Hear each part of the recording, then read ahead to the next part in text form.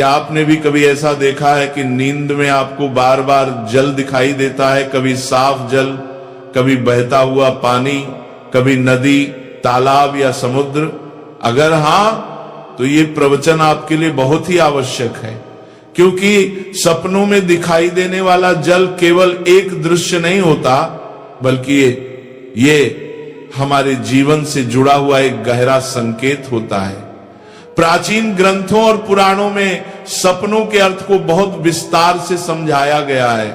हमारे ऋषि मुनियों ने बताया है कि मनुष्य के सपने उसके मन, उसके कर्म और उसके आने वाले समय से जुड़े होते हैं। जल को प्राचीन काल से ही जीवन का आधार माना गया है। बिना जल के जीवन संभव नहीं है। इसी कारण जल को शुद्धि, पवित्रता और परिवर्तन का प्रतीक भी माना गया है।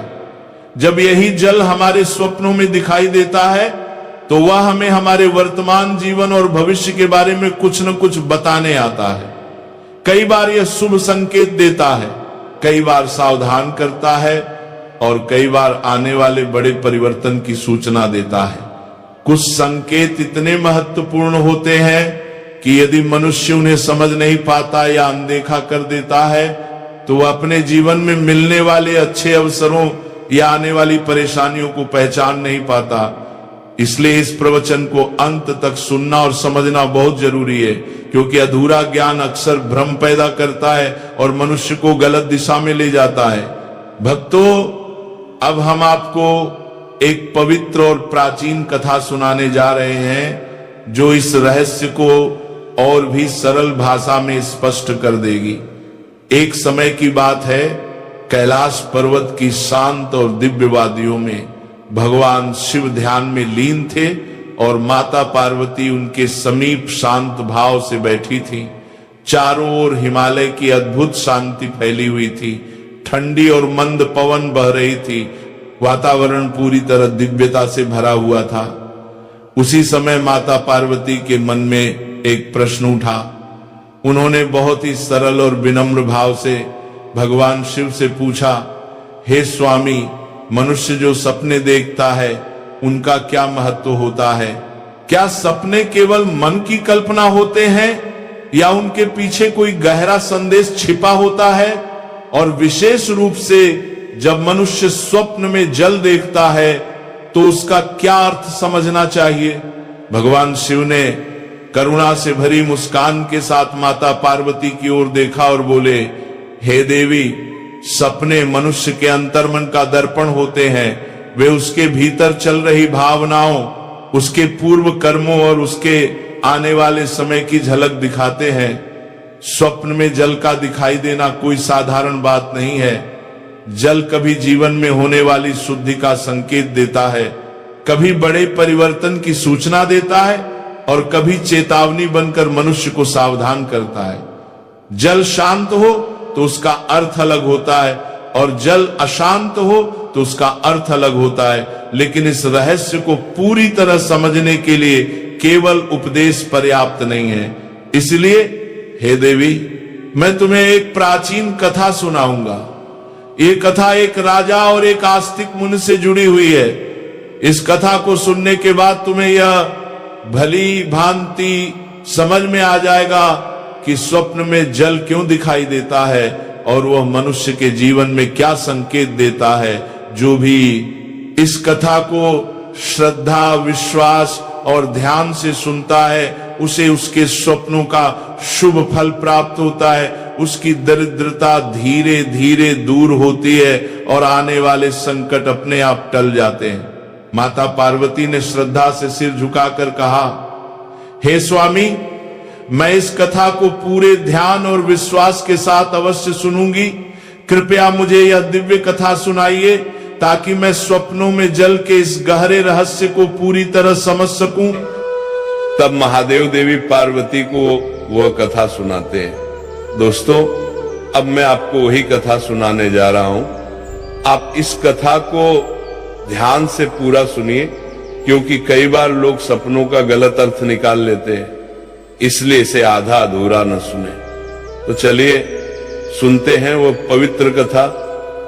प्राचीन समय में एक महान राजा थे जिनका नाम राजा चंद्रसेन था। राजा चंद्रसेन न केवल अपने पराक्रम और शौर्य के लिए प्रसिद्ध थे, बल्कि वे एक धर्मपरायण और न्यायप्रिय शासक भी थे। उनका राज्य विशाल और समृद्ध था और उनकी प्रजा उनसे अत्यंत प्रेम और सम्मान करती थी। राजा चंद्रसेन का आचरण निष्पक्ष, सहृदय और करुणामय था। वे अपनी प्रजा की समस्याओं को ध्यानपूर्वक सुनते और उनके समाधान का प्रयास करते थे। वे नियमित रूप से यज्ञ और धार्मिक अनुष्ठान करते थे तथा भगवान शिव के परम भक्त थे। राजा चंद्रसेन की रानी का नाम सुभद्रा था। रानी सुभद्रा अत्यंत सौम्य, बुद्धिमान और हर परिस्थिति में राजा का साथ देने वाली थी। राजा और रानी की कोई संतान नहीं थी, जिससे वे कभी कभी चिंतित भी रहते थे। एक रात राजा चंद्रसेन ने एक अत्यंत विचित्र स्वप्न देखा। उन्होंने देखा कि उनके महल के आंगन में अचानक जल का एक विशाल स्रोत प्रकट हो गया है। वह जल अत्यंत निर्मल था, परंतु धीरे धीरे वह जल उनके पैरों तक आ गया और उन्हें किसी अनजाने भय का अनुभव होने लगा। यह स्वप्न देखकर राजा अत्यंत व्याकुल हो गए। प्रातः जागने पर उन्होंने यह स्वप्न रानी सुभद्रा को बताया। चिंतित होकर राजा ने पूछा, हे प्रिय, मैंने स्वप्न में इतना विशाल जल देखा जो मेरे समीप तक आ गया, इसका क्या अर्थ हो सकता है? रानी सुभद्रा ने राजा को सांत्वना देते हुए कहा, हे स्वामी, स्वप्न सदैव किसी न किसी संकेत के रूप में आते हैं, परंतु उनके वास्तविक अर्थ को जानने के लिए किसी ज्ञानी और विद्वान पुरुष की शरण लेनी चाहिए। तब राजा चंद्रसेन ने अपने मंत्रियों को बुलाया और कहा, हे मंत्रियों, मैंने एक अत्यंत विचित्र स्वप्न देखा है। मैंने स्वप्न में विशाल और गहरा जल देखा है। तुम सब इसके अर्थ का पता लगाओ। सभी मंत्री नगर में विद्वानों और पंडितों के पास गए, परंतु कोई भी उस स्वप्न का संतोषजनक अर्थ न बता सका। वे लौटकर राजा से बोले, हे महाराज, हमारे राज्य में ऐसा कोई विद्वान नहीं है जो इस स्वप्न का सही अर्थ बता सके। तभी एक मंत्री ने आगे बढ़कर कहा, हे महाराज, हमारे राज्य के समीप स्थित वन में आस्तिक मुनि निवास करते हैं। वे अत्यंत तपस्वी और ज्ञानी हैं। जल, प्रकृति और स्वप्नों के रहस्य को वे भली भांति जानते हैं। हमें उन्हीं के पास जाना चाहिए। राजा चंद्रसेन ने यह सुनकर निश्चय किया कि वे आस्तिक मुनि के आश्रम जाएंगे। उसी समय वे अपने सैनिकों के साथ रथ पर सवार होकर आस्तिक मुनि के आश्रम पहुंचे। आस्तिक मुनि ने राजा का स्वागत करते हुए कहा, हे राजन, मेरे आश्रम में आपका स्वागत है। बताइए, किस कारण से आपका यहाँ आगमन हुआ है?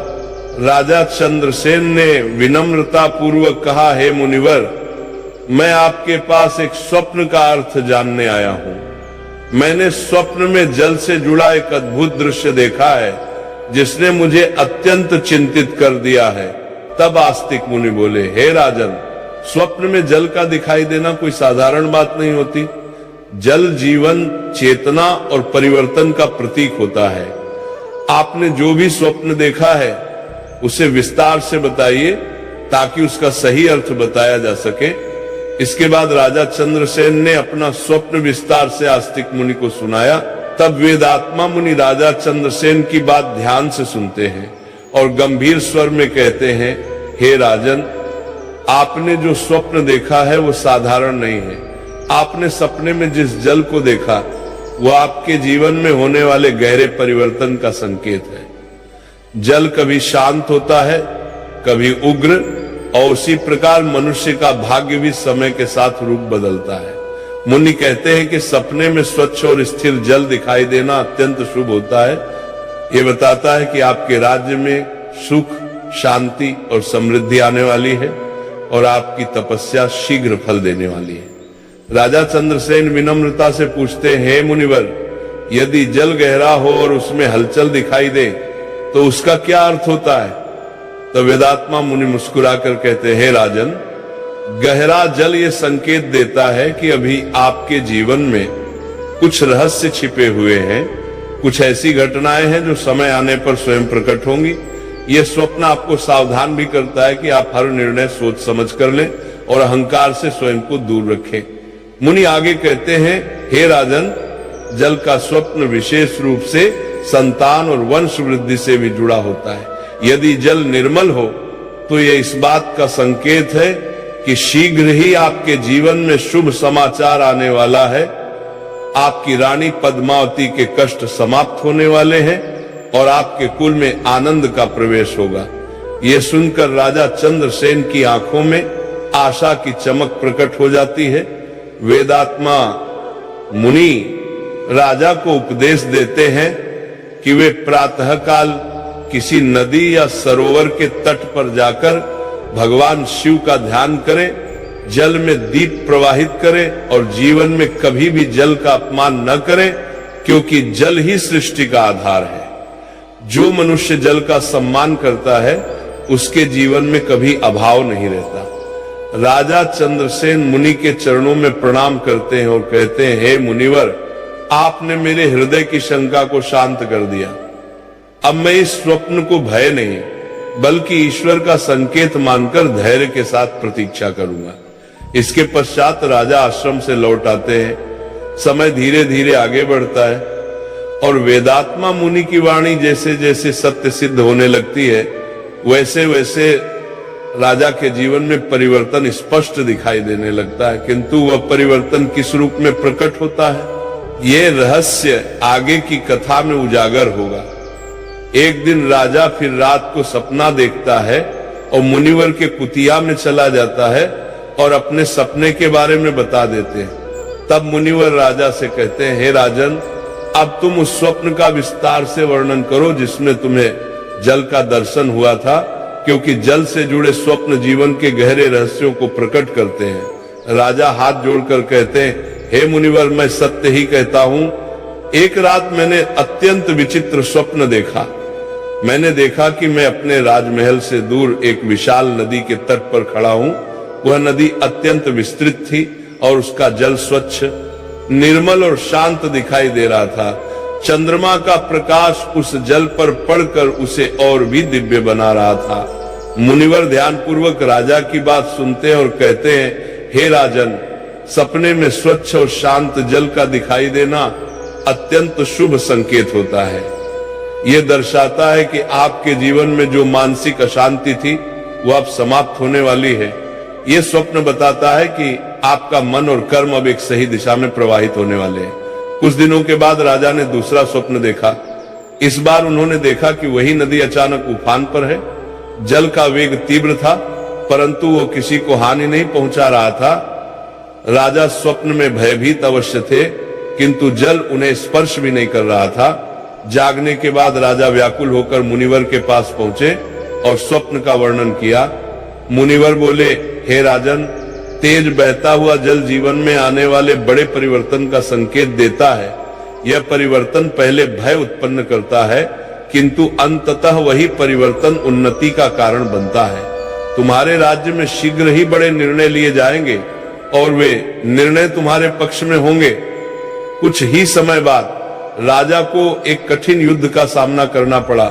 युद्ध आरंभ में भयावह प्रतीत हुआ, परंतु अंततः राजा की विजय हुई और राज्य की सीमाएं और अधिक विस्तृत हो गई। राजा को तब मुनिवर की वाणी का अर्थ समझ में आया।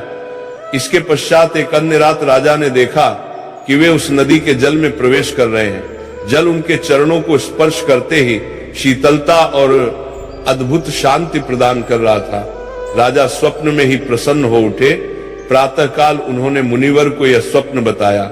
मुनिवर ने कहा, हे राजन, सपने में जल में उतरना इस बात का संकेत है कि तुम अपने जीवन की किसी बड़ी जिम्मेदारी को स्वीकार करने वाले हो। यह स्वप्न बताता है कि अब तुम केवल राजा नहीं बल्कि प्रजा के लिए पिता समान बनोगे। इसके बाद राजा ने राज्य में अनेक जनकल्याणकारी योजनाएं प्रारंभ की। कुएं, तालाब और सरोवर बनवाए गए। सूखे क्षेत्रों में सिंचाई की व्यवस्था की गई। प्रजा में सुख और संतोष फैल गया। फिर एक रात राजा ने तीसरा जल स्वप्न देखा। उन्होंने देखा कि एक सूखा तालाब वर्षों बाद जल से भर रहा है। पहले कुछ बूंदें गिरती हैं, फिर धीरे धीरे पूरा तालाब जल से भर जाता है। जागने के बाद राजा तुरंत मुनिवर के पास गए। मुनिवर बोले, हे राजन, यह स्वप्न इस बात का संकेत है कि तुम्हारे जीवन की वे इच्छा जिसे तुमने असंभव मान लिया था अब पूर्ण होने वाली है। जहां निराशा थी वहां अब आशा का संचार होगा। कुछ समय पश्चात राजा और रानी को संतान प्राप्ति का शुभ समाचार प्राप्त हुआ। पूरे राज्य में उत्सव मनाया गया। राजा ने समझ लिया कि जल का यह स्वप्न केवल राज्य ही नहीं बल्कि उनके वंश से भी जुड़ा हुआ था। इसके बाद एक और स्वप्न में राजा ने देखा कि वे गहरे कुएं में झांक रहे हैं, परंतु कुआं अंधकारमय नहीं था, उसमें जल चमक रहा था। मुनिवर ने कहा, हे राजन, गहरे जल का दिखाई देना यह बताता है कि तुम्हारे भीतर अपार सामर्थ्य है जिसे अभी तक तुमने पूरी तरह पहचाना नहीं है। इस स्वप्न के बाद राजा ने अपने भीतर के भय और संदेह को त्याग दिया और भी दृढ़ निश्चय के साथ राज्य का संचालन करने लगे। अंत में मुनिवर ने राजा से कहा, हे राजन, जल के स्वप्न ये सिखाते हैं कि जैसे जल धैर्यपूर्वक मार्ग बनाता है वैसे ही मनुष्य को भी संयम और धर्म के मार्ग पर चलना चाहिए। जल कभी रुकता नहीं, वह निरंतर बहता है और यही जीवन का सत्य है। राजा देवदत्त ने मुनिवर के चरणों